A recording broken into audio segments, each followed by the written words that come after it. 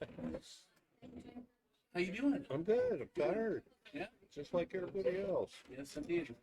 Welcome to the Out of the Pocket podcast. This is Boombox coming to you not live from the 2023 Derby City Classic. And we haven't officially met either, I don't believe. We haven't. Summer with happening. I don't know. What tell the viewers out there your whole name? My official name, my legal name is Roland William Stock. Everybody calls me Bill. I've always known you as Bill. Yeah. Well, I'm sorry I haven't introduced myself. I totally thought we had met before. I don't know. Maybe. I'm terrible at these things, I though. am too. Yeah. Bill, tell me a little bit about your history with the industry. Well, started playing pool in 1969 when I was 17. Yeah. And played in a pool hall in Anchorage, Alaska, where I was born and raised, Okay. called the Crown Q, which no longer exists. Moved on to a couple other pool halls in Anchorage. Worked in a few of them. Mm-hmm. But most of my play was at the Anchorage Billiard Palace that Mark Griffin opened up in 1988. Yeah. I met him when I was 17. We're friends for 53 years. 53 years. Yep. And in Is that where you guys ran into Rick? up in Alaska, yes. Yeah, Rick's a little bit younger than you guys, right? Yeah, quite a bit. Yeah. I'm 70. He's like 55. So. Yeah. Played there a lot. Helped Mark Griffin with his tournaments. Then he bought the BCA Pool Leagues in 2004, Okay. and he took myself and my wife with him to work for him Mhm. at the BCA Pool League in Vegas. Down in Vegas, and that's when you guys moved from Alaska to Vegas. Yes. And my wife and I, we both worked for him in Vegas. And in 2015, we retired. We worked for him for 11 years. Wow. Yeah. And I started going to Derby, I think it was 2005. And I worked there for like 15 years straight. Yeah. You worked at the Derby for 15 years. 15 years. What were you doing for the Derby? Same thing I'm doing this week. Which is? Work at the counter, Uh-huh. help with the flow of the tournament, and Yeah. as a referee. Okay. So is your official title a referee, or are you a tournament director? I'm not a tournament director at this Uh-huh. point. I was previously. Okay. Just referee here. Okay. Great. Yep. And it's funny because I retired in 2018 was my last one at Derby. Mm-hmm. And I was just worn out. Yeah. Had enough of it. Yeah. Are you guys still down in Vegas? No, we moved when we retired from CSI. We moved to Chandler, Arizona, Okay. just outside of Phoenix. Yeah. Anyway, 6 days before this event started, Rick calls me. One of my guys can't make it. He gave you that much of an advance notice? Yeah. It cost him dearly for the plane ticket. Oh God, I'll bet. Yeah. So I stopped playing about 2 years ago. Mm-hmm. And didn't play no poker since. But, Okay. That's my recreation. Yeah. Right on. So you've done Derby a long time. You've seen it go through a lot of changes. What do you think makes this event so special and unique to any other tournament in the world? Well, just the fact that it is unique. And it's open to pros and amateurs alike. So the Open, I mean, is a big thing. It's the largest one pocket bank pool Oh, yeah. tournament in the world. By far. So format, do you mean the format itself, or do you mean the games? What Not so much the games, the format. Mhm. Yeah, it's Yeah. unique. Yeah. Yeah. being with a drawing every round, not having a Yeah. traditional I bracket? have to tell you, when I first started at Derby, it was 2005 at the Executive West, Mhm. that was a unique place in itself. Whose bright idea was this whole draw every round thing? Because it's not panning out this time. Well, I'm going to tell you, I think some of the couple of the problems we had this year, of course, are the field sizes. Yeah. And then the So you smaller attribute it pockets. more to field size than Yeah. smaller pockets, or you think I think equal both. parts? I Uh-huh. think both. Yeah. Okay. The pockets don't bother the pros as much, but the amateurs Uh-huh. that are here for the experience, Yeah, pretty tough on them. it is. I felt it myself. I still prefer it. I mean, I felt Yeah. the pain, but But for a lot of the players, it's a bucket list kind of thing. yeah. They're here for Absolutely. the experience. They know they're not going to win. Mhm. Yeah. If they could win a match, they're happier now. Yeah, that's the truth. But I wanted to tell you, back in the Executive West days when I first started, 2005, we did the draw every round, but we did it with bingo balls. It was all manual. No way. You did not. You had the little cage? Yes, Oh, it's you a are true story. Kidding me. And matches weren't scheduled. Uh, You had a screen up there and it told you were 5th up on table 5. So this really is technologically Oh, man. sound for Oh, man. Yeah. Yeah, you're 5th up on table 5. Now just imagine this. It might be 2 hours. It might be 10 hours. Yeah. Oh, But there was no texting and all that stuff Yeah. then. so So everybody's you hanging had out. to hang around and watch. Wow. Because if you're 5th up on a table, you might get 2 or 3 forfeits. Yeah, and you might be And up you right might then. be up right away. Or they might all Wow. show up and it might be 6, 8, 10 hours.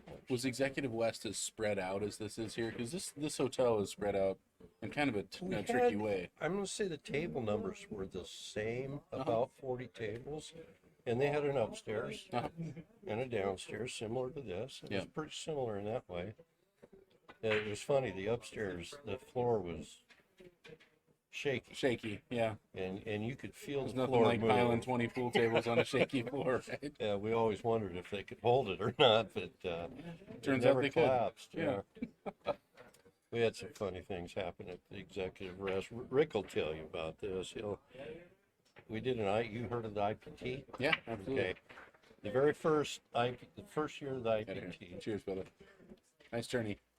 right at Sorry. the end of the event, we had an IPT qualifier. Uh-huh. I don't remember if it was 32 or 64 players, but myself, Rick Jones, and Ken Schumann, who's been refereeing up there, I love we Ken. were the refs for the IPT qualifier. Okay. Okay, Diamond's moving tables out, because we were only using a number of tables. And they had the big overhead door opened up and they were moving tables out. And it was 30 below outside. The players and the refs, we could see our breath in there. Oh my God. We had parkas and all that we could put on, and we Yeah. froze to death. Poor players were all bundled up like that too. Yeah. Brutal. We see little Alex out there playing, and you can see the breath coming out as they're shooting. It was quite an experience. The But I- lions out there breathing fire. But my room was like you go down the hall, and I had the first room, so Uh-huh. we're literally maybe 100 feet from the tournament room. Oh wow, that's nice. And Ken, Rick, and myself, we would take turns going to the room to warm up. It was brutal. Yeah. And watch football games. It was a Sunday, and we were watching football games. So we'd take You've been on turns. break too long. Yeah, That's funny.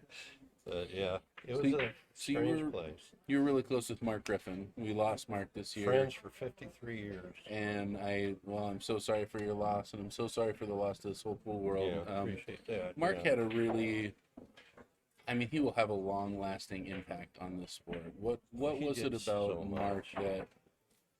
What was it about the way that Mark approached the game and what he did for the game that made it Well, so influential? obviously he loved the game of pool. Yeah. Did all he could. He did much more for players than people really realized. For example, there was a pro tournament, and they didn't pay the players. Mark Griffin came out of pocket, made sure those players were paid, and it wasn't even his event. Yeah. And he made sure before he passed away that Griff's in Las Vegas was going to continue. He put some money in a trust for that. He also put money in a trust for the U.S. Opens going that he ran. Wow. So, So he can belongs you? in the Hall of Fame. Oh, 100%. I can't believe he's not in the Hall of I Fame. wish That's it would have stunning. happened before he This, passed yeah, away. me too. Well, I wish it could have happened this year at least. Yeah. Yeah, hopefully it can next year. Yeah, but he dodged a lot of bullets in the last 10, 12 years. He had a double lung transplant. Yeah. And he was almost dead when he got it. Yeah.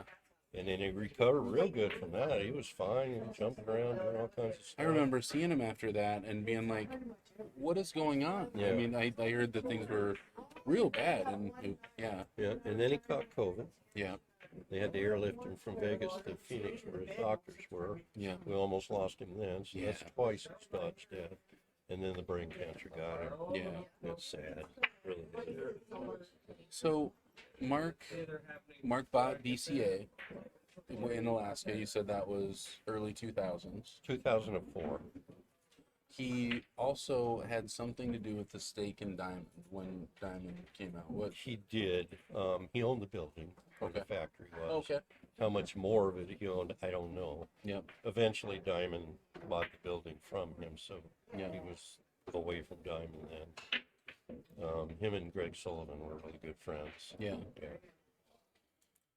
fact, I saw Greg a couple days ago. He's usually always wandering through here, but he's in ill health itself. So. Yeah.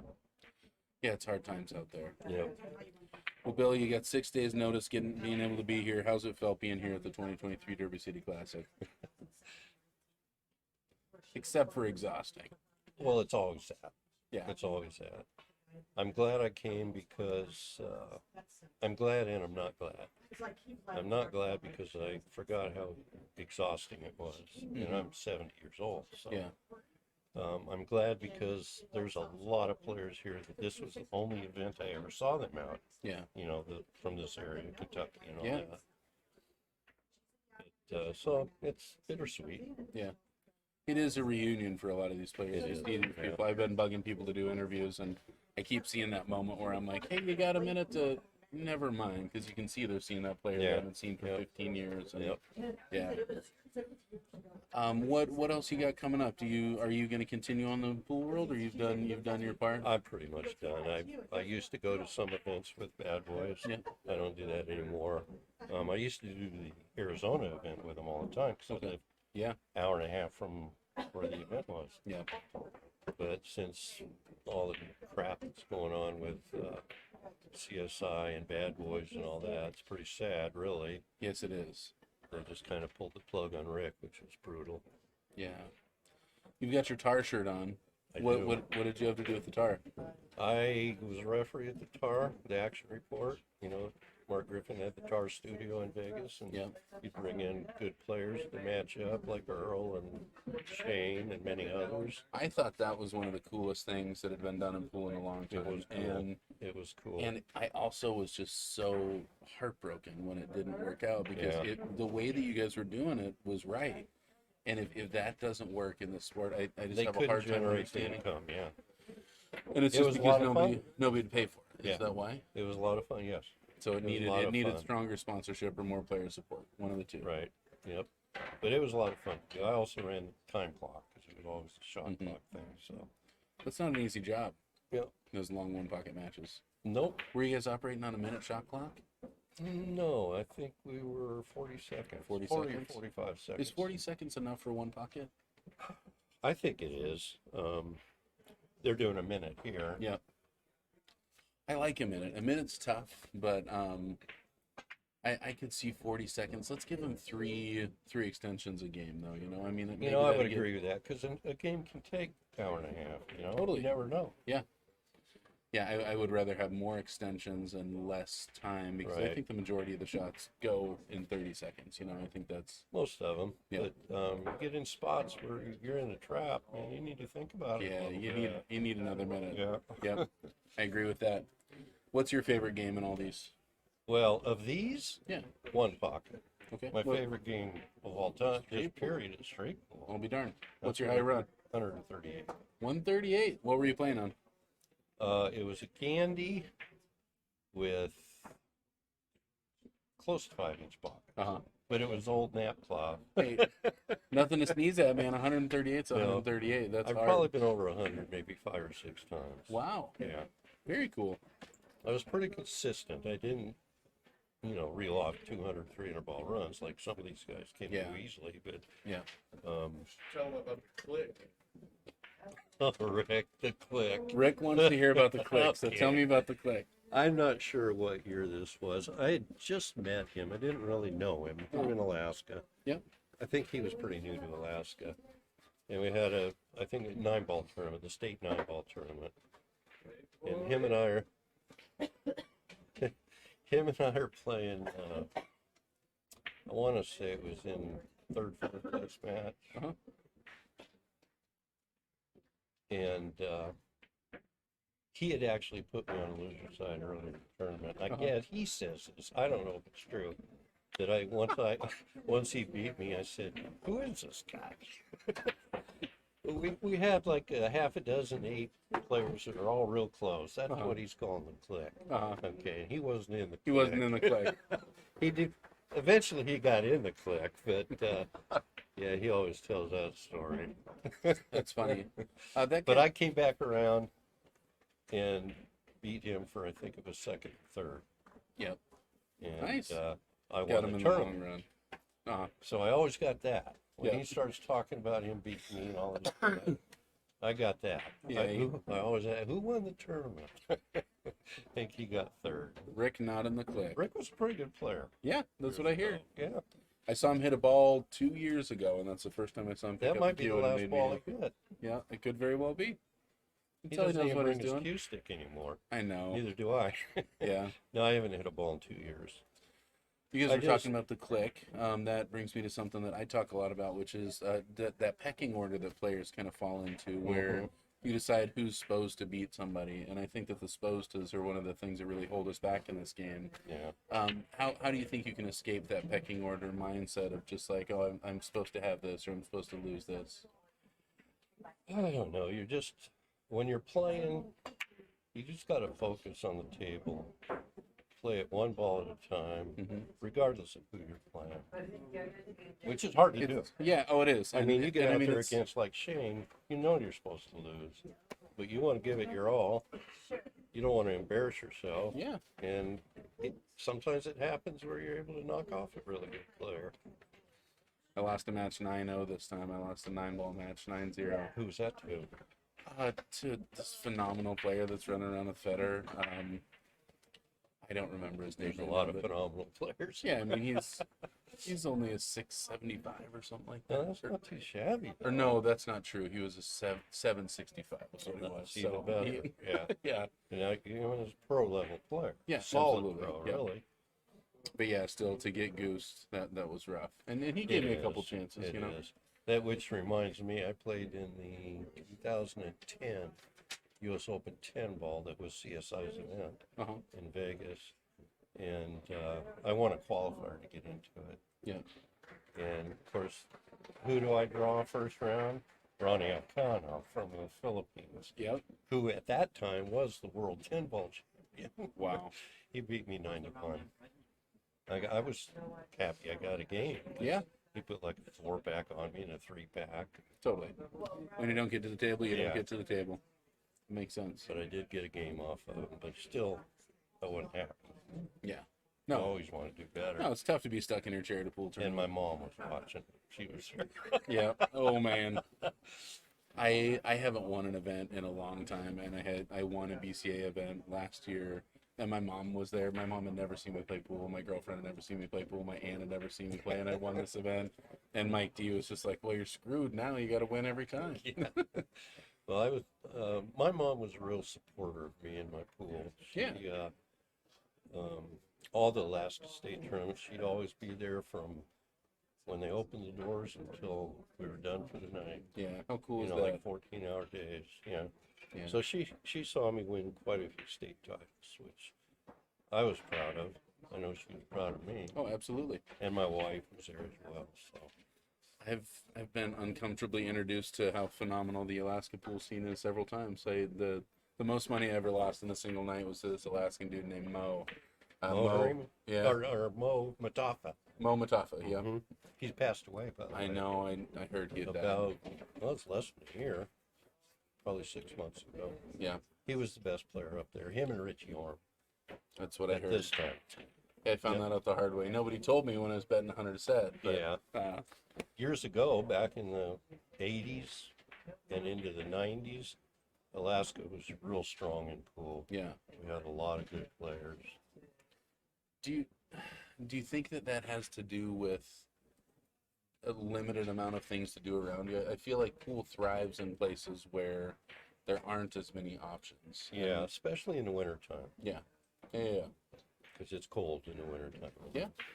So pool's strong. Not too strong in the summer, though. Yeah. Everybody's out fishing, hunting, Yeah. camping. Wants to be in a pool hall in the summer. Yeah. Makes sense. Yep. Well, Bill Stock, thank you so much for your time. Well, I It's a real appreciate honor it, to spend man. the time talking with Yeah. you. Whether you know it or not, you've done some things that really I loved in pool. The action report, I think, is one of the most special things that Mark Griffin did and that you did, and I think that that's something that so many people Yeah. try to emulate, and Yeah. and that was the best incarnation of that. So thanks Yeah, for, and I ran the ref program for CSI, Mhm. and I wrote the rule book, too. yeah. So, Oh man, we could get I'm- into some rule conversations. Let's do it before we go. We're okay. talking rules. the push through rule here. Mhm. So I don't know if you guys know it out there, but if you have a ball that is frozen or Or within close, yeah. or close, what's close? A chalk width? Half a chalk width? I hate to use chalk with reference, but about that, yeah. Then you can push through the ball. You can do As whatever, long as you're jacked up 45 degrees. as long as you jacked up 45 Yeah, degrees. then it's legal no matter what happens. The spirit of that rule is you're attempting to not double hit. Is that correct? That and to avoid having referees come out all 40, the time. 40 tables, 2 refs. Especially when you got only one on duty at a time. Yeah, yeah. That the spirit of that rule has been manipulated and broken in countless matches because Sure. I see people doing the shove through Mhm. because it's not written in a way that players can interpret what the intention is. Yeah. Is there a better way to write that rule so that people understand? I'm not sure. Maybe. I don't really have an answer to that. I know Yeah. that Greg Sullivan instituted that rule here just to avoid conflict. I mean, I play in all these BCA events. I play in this regional BCA event with 80 tables. There's 8 refs on at a time, Right. and this is, I mean, Peanuts tournament, regional tournament. I don't mean to downplay it. I love the Chinook Winds Open, but it's nothing compared to this. And you can't get a ref here. I mean, if you're upstairs, you can call them, but it's going to be a while. Well, you And- used to be able to call them on the phones upstairs. Yeah. But I don't know who, but individual pool players, for whatever reason, were ripping them out of the wall, stealing them. So the hotel flat refused to put them up there. Wow. No kidding. And I don't blame them. But it was convenient because they could just hop on the house phone, call the desk, we need a ref. Yeah. Rather than would walk all the way down here, all the way back. Yeah. All right. How do you feel about the no 2 negative 1 pocket rule? I like it. Why is that? It shortens the game, so to speak. It doesn't drag it out too long. Do you feel like it changes the spirit of the game? The take a foul? You know, I don't really think so because it's equal to both players. I agree with you. I think I like it, but I had a couple where when I put somebody in a spot, I'm in a great place, they take a foul. At that point, when I'm in the good spot and I know that I'm in the lead on fouls, Exactly. I didn't even have to think about it for a moment. Of course, Right. I'm just going to tap that cue ball. Sure, because But- they're on the first foul. But in the past, I had to. I had to consider that. I had to consider whether or not it was worth me losing a ball. Mhm. So I mean, just that thought process really fundamentally changed that for me. Because then all you're doing is tap, tap, tap. Okay, we're shooting on. Yeah, Which for speed's sake, that's great. Yeah. But do you think that's going to affect 1 pocket? I think it does affect it. Because like you just stated, Yeah. if you've got your opponent on the first foul, you Oh, got yeah. him in a hole. I And, mean, and you there's got- and there's no punishment. There's nothing for me to even Exactly. think about. And that's what I don't like about it is that it's just. I mean, automatically I'm going to do that because I still only need 8 now. Yeah. Interesting. even though you still go back to 1, you know, if you're both -1, they wipe out. You still do have him on the first foul. Yeah. So, Yeah. All right, so there's a rule written where you cannot intentionally wedge 2 balls in the pocket. Mhm. The size of the pockets now, you can't play any of those wedge shots, which is kind of a bummer because I really like those wedge shots, the wedge and pull. I think there's a lot more you can do with a pocket when you've got a little larger pocket. I played a guy a couple years ago, and I played a shot to tap my cue ball into a rail and back into the ball, and he said I was wedging the ball. I think the way that that's intended is you're not allowed to pin. Exactly. Is that Pin correct? is a good word. Okay. To just push it into the facing Mhm. and hold it there. Yeah.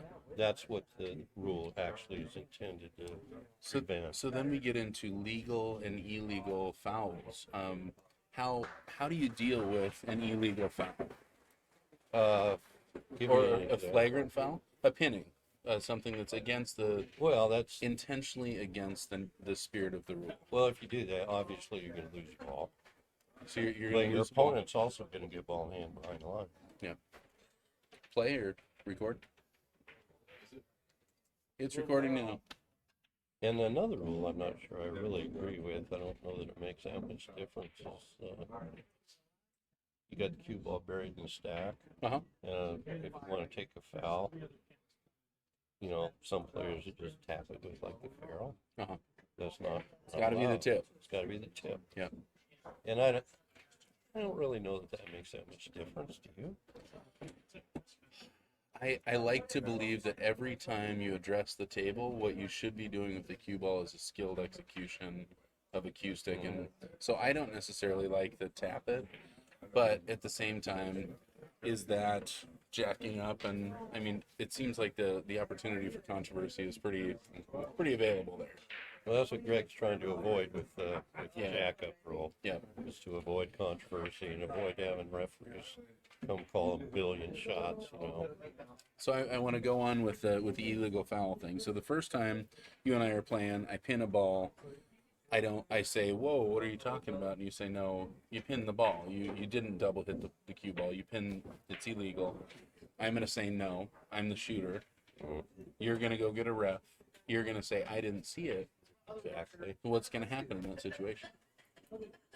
Well, if I'm going out there as a referee and I wasn't there to see it, I can't call a foul on something I didn't see. So Ty's going to go to the shooter. I think so. So now I've fundamentally violated the rule one time. Or is there any kind of warning at that point?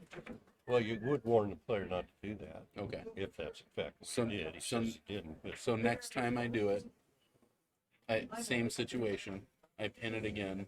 And the reason that I'm doing this is I really think that there's something missing between, well, you can't do that, that's illegal, and what people are going to do. Because the only way to get somebody to stop doing that is to have an equitable punishment for Right. that violation. Or And- if it looks like that situation might become, you might call a ref before anything happens. If the cue ball's in the jaws like that.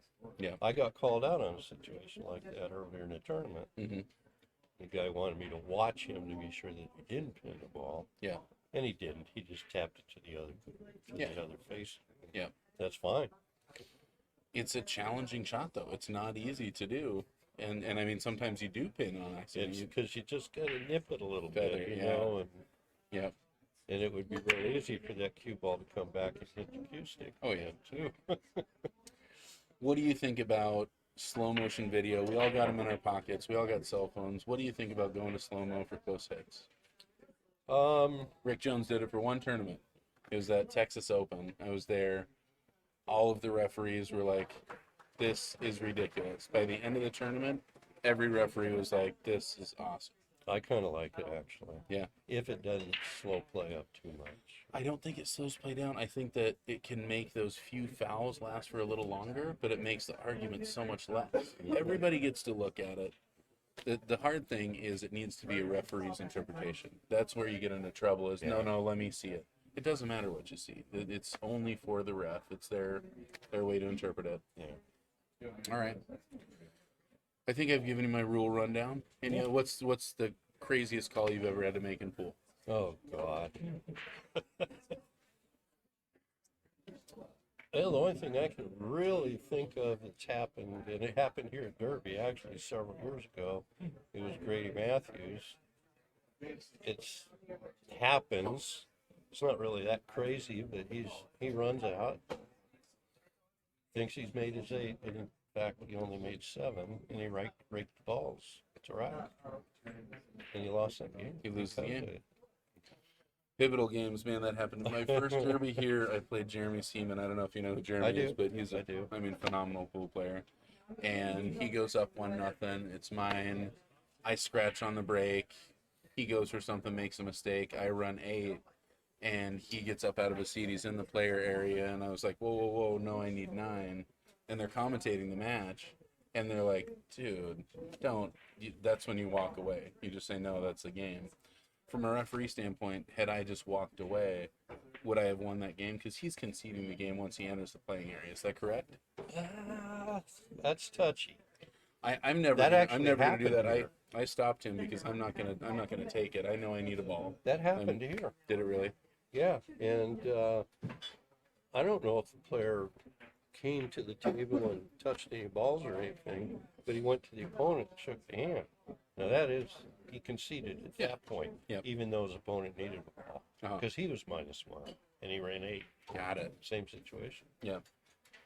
But the fact that his opponent came and shook his hand, said good game, well, that was it. Yeah, So, the point is count your balls. Count your balls. We can Yeah. all count to 8. I mean, the most you can be is a couple negative. You got 10 of them right here. protect yourself at all times. Yes, Pay indeed. attention to the game. Know what the ball count is, all that good stuff. Yep. Absolutely. Bill Stock, thank you so much Well, for your thank time. It's you. been an honor Appreciate talking to it. you. I Nice appreciate talking everything to you've done you. with it for the sport. Well, Thanks thank for you. everything you do with Bad Boys. I look Yeah. forward to seeing you at a bunch more events. Okay. This is the Out of the Pocket podcast. I've been Boombox. This is Bill Stock. Thanks for your time. Thanks for tuning into the 2023 Derby City Classic. Thank you.